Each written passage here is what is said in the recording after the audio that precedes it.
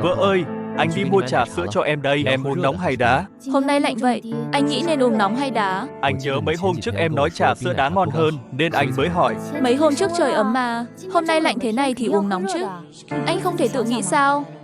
Vợ à, anh hy vọng lần sau anh hỏi em đừng lúc nào cũng hỏi ngược lại anh được không? Sao vậy? Anh thấy nghe không thoải mái. Hay em thử hỏi lại anh một câu đi. Tối nay mình ăn gì? Ăn gì về nhà tính. Trong tủ lạnh đầy đồ. Ăn gì cũng được mà, còn cần hỏi à? Em thấy nói vậy có khó chịu không?